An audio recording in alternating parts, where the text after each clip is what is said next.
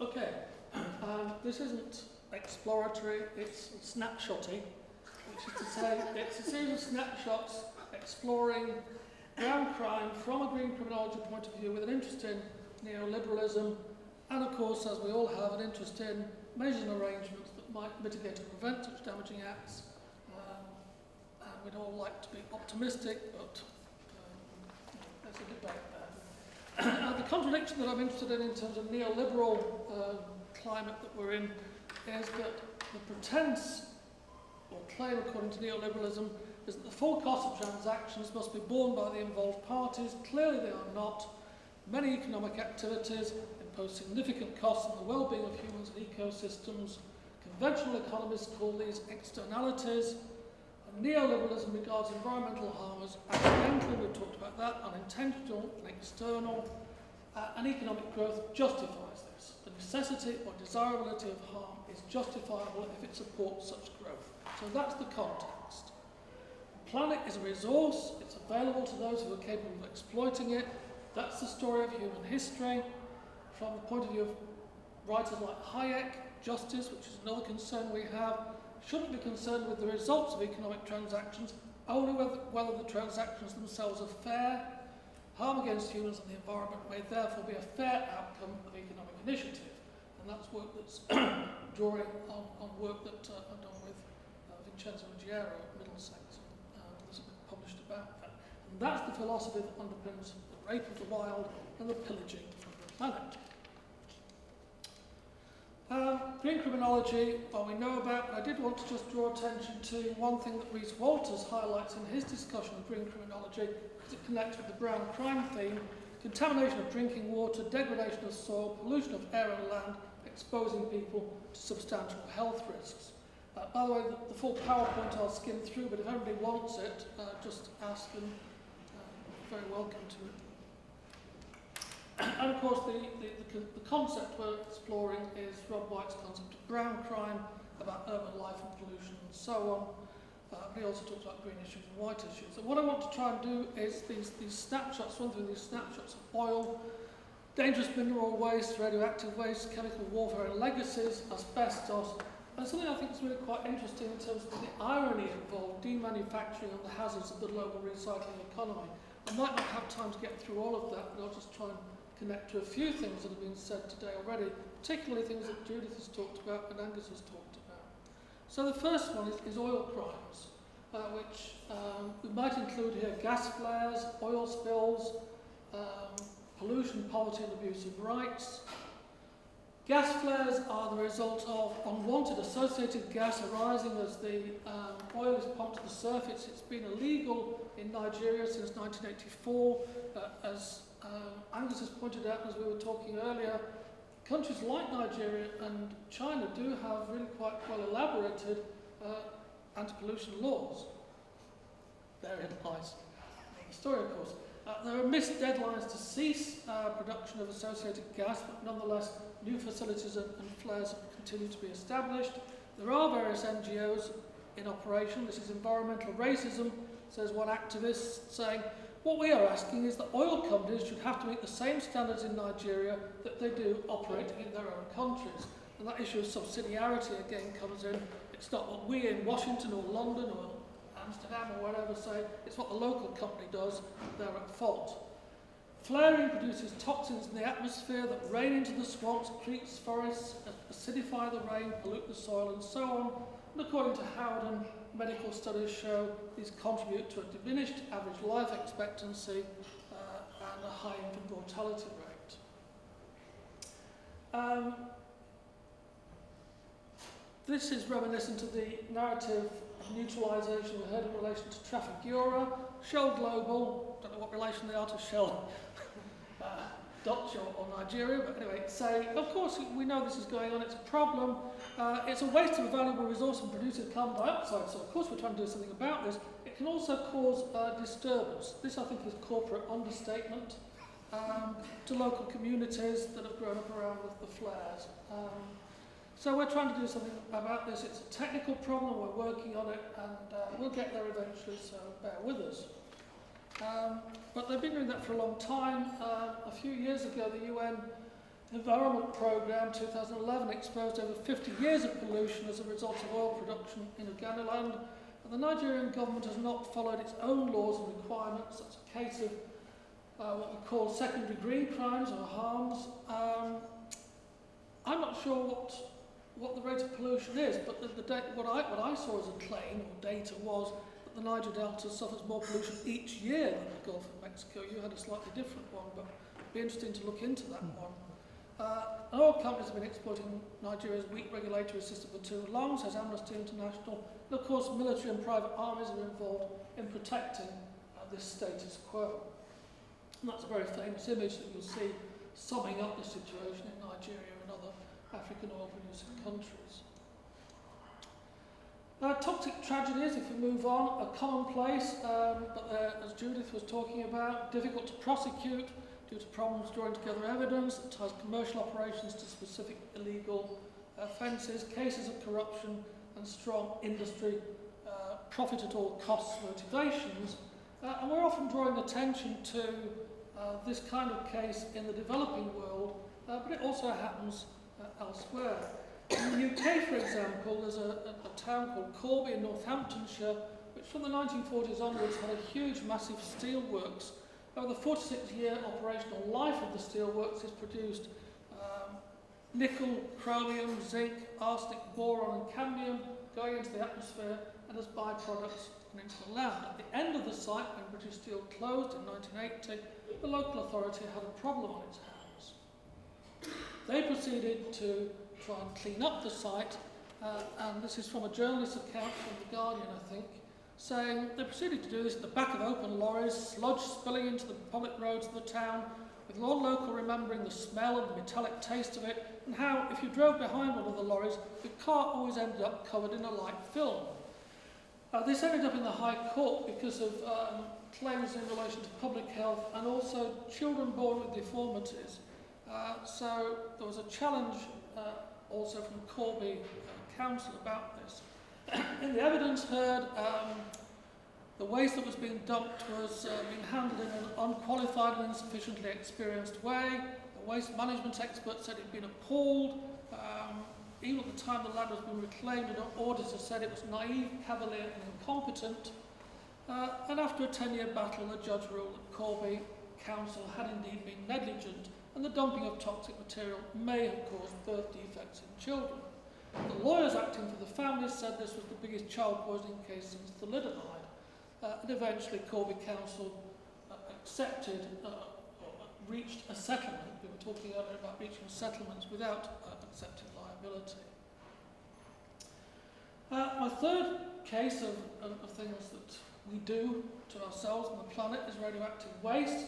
Rhys Walters has drawn attention to links between eco-crime and radioactive waste, and nuclear industry activities, and the range of enterprises, public and private, that use nuclear materials and produce waste that we pass us by on a daily basis. We don't really take notice of this.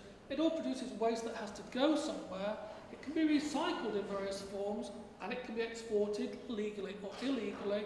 But one way of managing it has simply been to dump it at sea. Now, of all the materials that humanity might choose to dispose of in the sea, radioactive waste and functional but decommissioned reactors has to be high on a list of lack of care. The Russian Navy has been doing this in relation to submarine reactors and nuclear waste in the Barents and Coral Seas. But again, the good work done by NGOs, in this case Greenpeace, showed that between 1950s and 1960s, the UK government happily disposed of nuclear waste by dumping it in containers near the Channel Islands. Approximately 28,500 corroding containers were discovered before the practice was banned. I'm sure the Channel Islanders are not terribly happy, but they don't pay much tax. So. Chemicals. I'll probably skim a little bit over this one, but chemicals, of course, are part of our environment. Many hazardous substances cause chemical injury. And research, again, as we heard earlier, is hampered by violators who present violations of laws and regulations as accidents, very much the kind of ExxonMobil kind of approach we heard of earlier. But chemical accidents, as well as use of chemicals in acts of war, leave a legacy. Perhaps the most profound one that's still with us in some respects is the case of Dow and the legacy of Agent Orange. Dow Chemical was founded in 1947 and merged with Union Carbide in 2001. Union Carbide, of course, itself a company that took advantage of the subsidiarity issue in relation to Union Carbide USA versus Union Carbide India in relation to Bhopal. Global operator, hard to challenge, can call on far more financial and legal resources than most. And Rebecca Katz has written a nice case study of Dow Chemical's involvement in first production of herbicides and then how these were picked up by the military and eventually developed into Agent Orange for use as a defoliant in the Vietnam War between 1961 and 1971 with the aim of destroying food crops and jungle cover. There's no narrative of we didn't know here, of course, that's what it was for. Let's get the enemy. So 20 million gallons were sprayed over enemy territory and affected 8,600 square miles of jungle and cropland. Eventually, much to nobody's surprise really, I shouldn't have thought, the chemical contaminant was shown to cause birth defects and America ceased to use the chemical. But by then, of course, there had been immediate impacts and a lasting legacy. Hundreds of thousands of civilians and soldiers, Vietnamese and American, were exposed. The empty barrels had been used for water storage, chemical defecting waterways, soil and the food chain, and leukemia, blood disorders, limb and bone defects, and so on were all effects. And the legacy remains today, with the US now paying for $44 million, which isn't that much, between 2012 and 2016, to remove dioxin residues around former US air bases, with the US ambassador saying, we hope that this is the first steps to bury the legacies of our past. Asbestos is a useful one to look at, partly because of the case that's of interest here. It's the Eternit case, which was finished about 2 years ago. It was a European law case focused on a particular company, but drew attention to a century of a history of tragedy.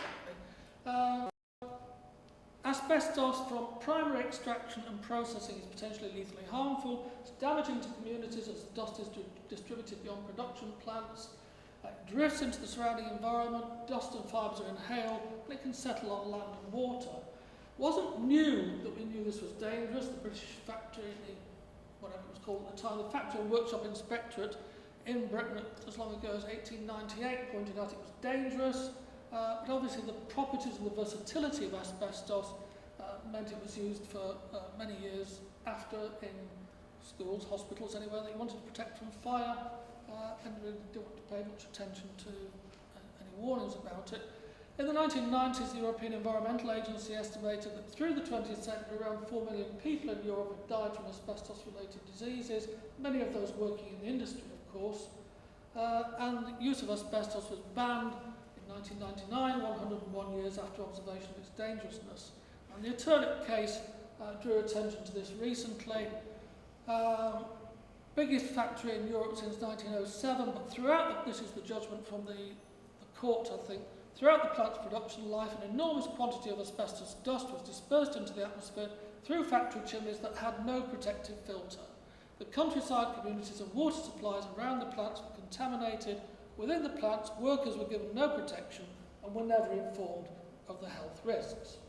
So that's my run through the snapshots and examples of brown crime. And what I just wanted to draw attention to in the concluding section was we're all familiar with dumping, disposal and dispersal, but there's a process going on that we could call demanufacturing that's related to recycling. It also produces its own waste problems or brown crime problems. Now recycling is obviously a good thing, but demanufacturing means that problems arise from the recycling of the waste that's produced through the consumption by the wealthy, with consequences of concern for labouring and scavenging labourers in China and India. The developed West or other developing, although economically advantaged nations consume huge amounts of electronic goods that is disposable but still valuable for their content, our laptops, our iPads and so on. And recycling, although environmentally good in principle, usually in practice, has become a boomerang industry in relation to this e-waste. And we might hear more about it later. Electronic items exported to China are demanufactured and parts, rare earths, precious metals and so on are reused in new electronic goods which are then shipped back, boomeranged back to the advanced markets. In China, towns, factories and scrapyards sort and process these imported items, and there's a formal workforce, a legal economy, and a shadow scavenger workforce in an informal illegal economy, picking over the waste that's left. Both workforces are exploited, land in the area is polluted, and the effects on health on the workers and communities and the environment generally is really quite substantial. One paper in Environmental Health Perspectives drew attention to soaring levels of toxic heavy metals and organic contaminants in soil and water, and also to the lead that is seeping into food, water and air, and children are particularly vulnerable to lead poisoning. So what we witness in these cases is institutionalised insensitivity to right and wrong, as Simon put it, as an underpinning of environmental injustice. Neoliberalism has an antagonism towards regulatory agreements.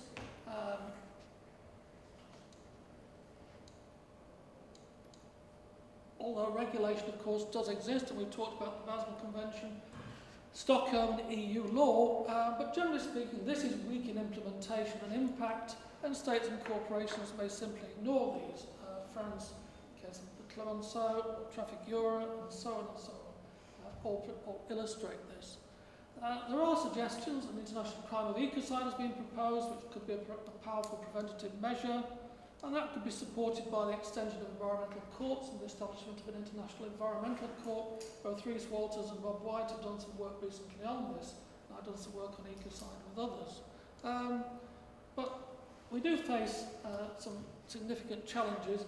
I think one of the great problems we have, and it goes back to, or one of the great ways forward that we have, it's a challenge that goes back to the 1970s and limits for growth, but it also comes up to date with the IPCC report, is that in the midst of global economic downturn, all remedies are viewed in terms of pushing up production and increasing the rate of consumption. And perhaps what we need to do is actually turn our human genius to the question of how to decrease consumption and slow down growth. Thank you.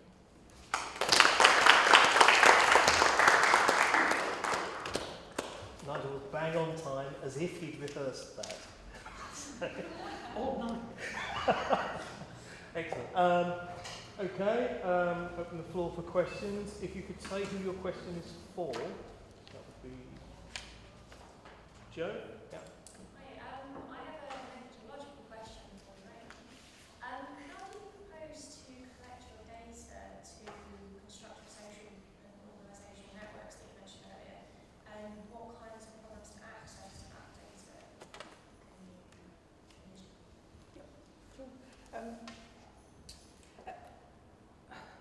At one level, there's always going to be, what you have to do is basically you have to deal with the data that has been reported, and that's normally coming from seizures.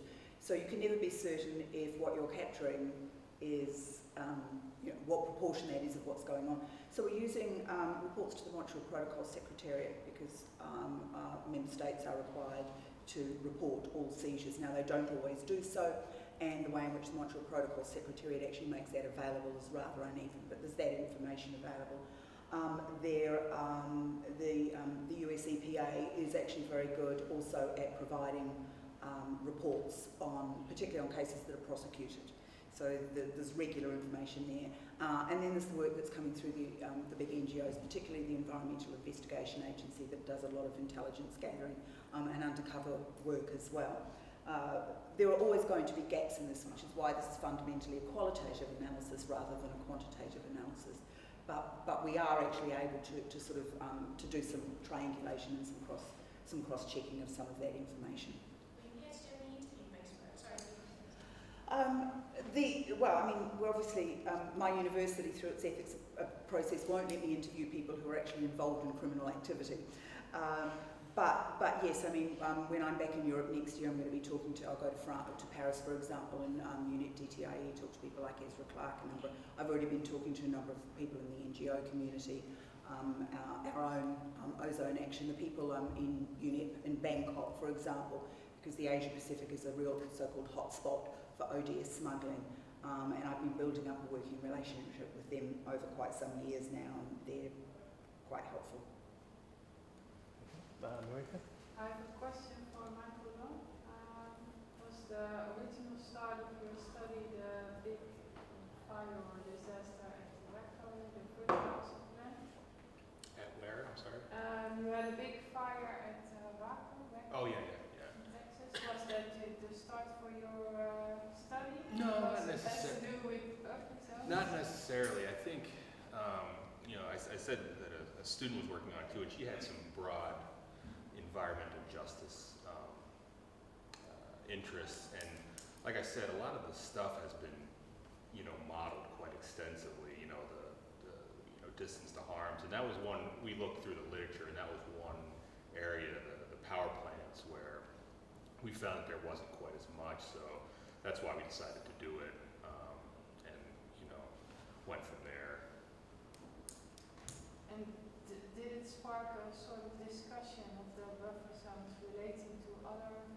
Well, that's where we got the buffer zone stuff from broad, environmental justice literature. And like I said, I think a lot of it deals with like these 30-mile buffer zones, and we modeled a bunch of them, and 30 miles, I guess, is pretty far, or maybe not. I mean, but it's the findings become much less easy to explain once you get that far out, at least theoretically anyway. But apparently, at least in the case of power plants, I mean, in some of the other situations, it's not as bad. But a lot of the other thing is a lot of the risks are, what do you want to call it, like delocalized, right? I guess if you have, you talk about climate change that's due to, potentially influenced by emissions of gases and stuff like that. While the 10-mile or the 30-mile buffer, however big your buffer zone is going to have impacts, ultimately impacts are, going to be more extensive than that. So that's another issue you gotta, put into it as well. So when we looked at the data from, or the models from the 3 different buffer sizes, the ones, the 10-mile, that had a lot of the more typical environmental justice relationships that you're used to seeing. But with the exception of nuclear power, and like I said, I think it might be that people don't perceive the risk because it's not super immediate.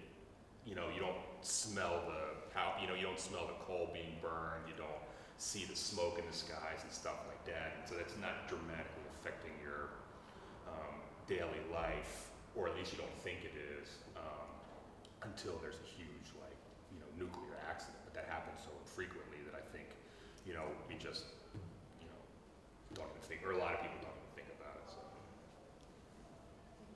Can I just ask Michael, is it correct to say that coal-fired power plants are more often co-located with coal mining than nuclear Sure, power yeah. plants are co-located with uranium mining? And that's probably another reason why.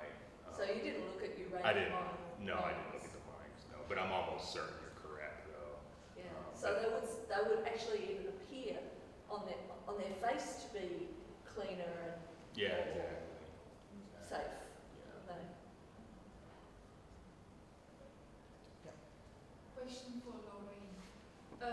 You said this phased sort of implementation of the Montreal Protocol gave a lot of opportunities for basically circumventing all these regulations. What do you think, if they would have prohibited it overall, could that have helped avoid development of a black market? I know, you can't research it, but what are your ideas about it? After having looked at it? It's a really good question, actually, because it goes behind that is really a bigger question, isn't it, about how you manage regulation and prohibition. Um, I fear that my answer might be on the one hand, on the other hand, a kind of an answer. I think it would only have worked to, I don't think it would have prevented a black market. I think it could well have dampened it, but only if a range of other things were done as well. That is, a sort of a prohibition regime isn't going to work unless you also have, particularly for developing countries, you have a range of other support mechanisms for them, even for industrialised countries. I mean, in the US, the reason the market was there was because there were 80 million cars on the road still using ODS in their air conditioning systems. So I think prohibition has to go along with a range of other support structures. It's fairly straightforward in ODS when you're looking at other kinds of areas. That might also involve things like alternative livelihoods, for example, if you're starting to look at illegal logging, wildlife smuggling, those kinds of things. It's also the case that even as we do move, I mean, with ODS it's fairly confined. Once there are no more CFCs produced, then there are no more CFCs to smuggle, except if they're coming through reclaimed. We are having problems with diversion, illegal production now. So even when you have full phase out, there is still potential for a black market. But I think prohibition regimes in and of themselves are blunt regulatory instruments without looking at a range of sort of social and economic factors as well. Michael, I was wondering, I don't know if it's possible to look at that, but do you have any idea of closed plans where you might have pushed? That's a good to- question. I don't. I don't know if there are any that are. And I don't, why do, I'm sure there are, it's just, I don't know, luckily, for us, luckily the EPA had a database of, or, it has the sort of all active power plants in their system, and that's how we got the locations where we're able to gather the data. And I don't know if if they would have the same type of information for the close, but it's, that's a really good question, because in some ways it could even be worse. I mean, if you're looking at the findings could even be more extreme if you looked at the areas with the closed power plants as well. I will definitely take a look at that. I do not know off the top of my head though. Maybe in 20 years we'll look at fracking. Yeah, that's Matthew? Just another question for Lorraine. A lot of times in tracking research generally, you tend to find there's overlaps between, tracking networks or traffic there, or having potential traffic various things. I was just wondering when we were talking about how allegedly tracking in CFC should reduce because we'll run out of CFC. Is there any evidence when you're found any evidence that these traffickers are overlapping into other areas of trafficking and illegal substances? There's been some evidence. I think it's not the main pattern here.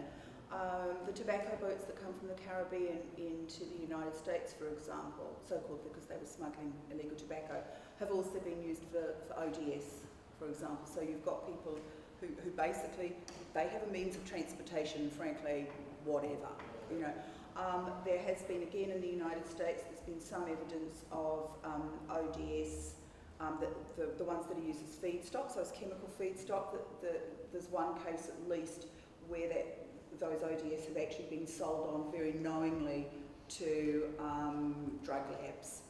There's that. There was a case in Italy where illegal ODS were found in the same consignment as cocaine. So there's been a number of smaller cases. It's more likely to be through the methods of transportation. That is basically, if you've got a boat, and you're going to do illegal stuff, it might as well be all kinds of illegal, rather than at the production or the consumption end. Question for Nigel. We're talking many different forms of brown crime, and we focus on what they are happening and what they are affecting different aspects of society. But do you think criminology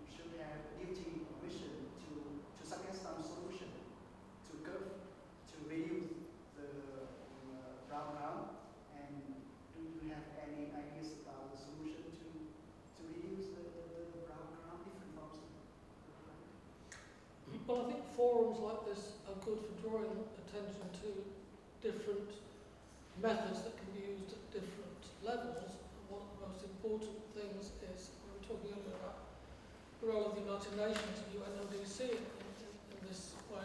There are political limits in some to what some organisations can do, but they can draw attention to something, and the utility of the shaming methodology that we were talking about earlier might be greater coming from an organisation by United Nations. In other contexts, we might be able to influence public opinion nationally or internationally through the work that NGOs do on, say, consumer behaviour. So I think there's lots of different levels. Obviously, international agreements are very important, and it's a matter of keeping pressure on to ensure that those who are supposed to agree to international agreements and maintain them actually do so. It doesn't help, of course, if you consistently have one of the major consumers and producers in the world, the United States, not necessarily ratifying various international agreements, so that doesn't always help. So I think large information, different tools, but then there's a certain urgency about debate. As I mentioned, the International Panel of Climate Change recent report, which is all about basically, as was said in the 70s, there are limits to growth, there are limits to what the planet can sustain. So there's big picture stuff and there's little picture stuff, and I think we just have to work.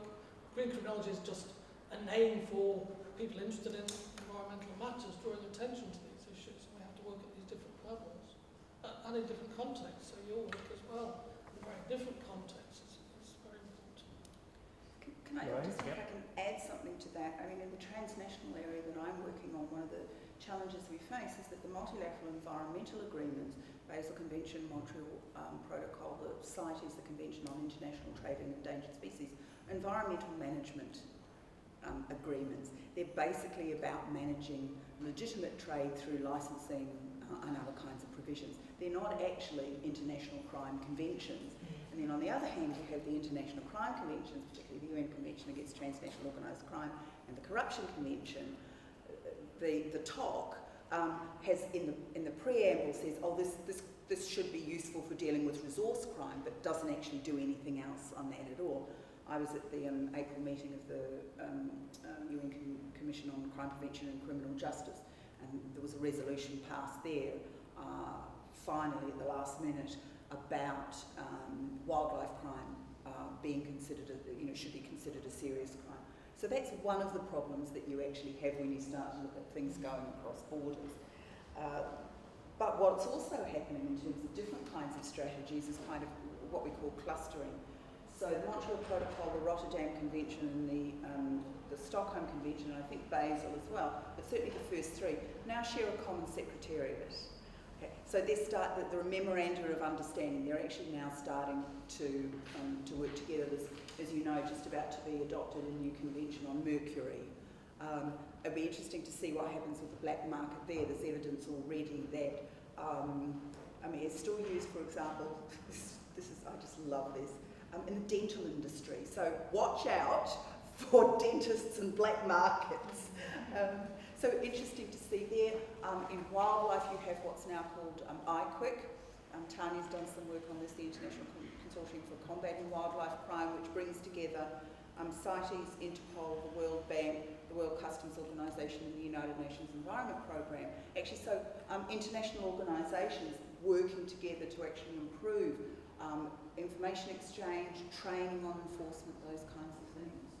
So, we were talking a lot earlier about, what happens at the local, and as I think you see, these things are very, very multi-layered, and I think for them to function effectively, it has to be multi-layered. It can't be top-down and it can't be just bottom-up. You've got to have, we talk about multi-level governance in my field, so things are happening but real slow. That takes us neatly to tea and coffee. So a tea break now until 3:45. If we could just thank our panel for that. And it has been uncovered. I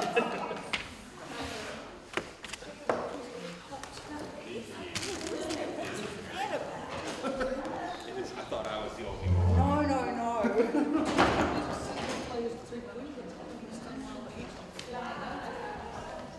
I was just wondering if that's because it drew a lot of international attention, so I was just wondering if sparked some discussion of the lenses. Well, you would think it would, right? Yeah. No? Not usually. I mean, the power of capital to cite these places, you know, whatever, powerful or whatever, it'll always, at least in the States, it'll always run. Yeah. I mean, you might, That surprises me. you know, it should have been. You know, It's more powerful. yeah, it is, and you know, there's so much space that, you know, and so much going on, you know, things go quickly out of the, yeah, because they don't, you know, something else is happening. Yeah. Like, oh yeah, that was so last week. But that was just interesting because the buffer zones, it was so different than the European legislation. Which is, Well, there should be more space between something like this and a nursery home was Oh, located there, yeah, and then yeah. the schools was located in a very close place.